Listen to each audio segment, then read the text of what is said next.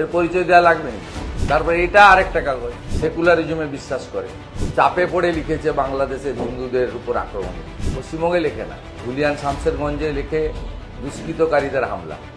অসংখ্য portal, English, Hindi, বিভিন্ন স্তরে। তাহলে কি হলো, যিনি এসআইআর এর করতে দেব না, ঘির লুঙ্গি, আন্দোলন হো যায়গি, পুরা ঘেরাও কর দুঙ্গা, নেহি করনে দুঙ্গি এসআইআর, এইগুলো বলা রাজ্যের মুখ্যমন্ত্রী তৃণমূল সুপ্রিমো এসআইআর এর ফর্ম নিজের হাতে নিলেন বিএলওর কাছে।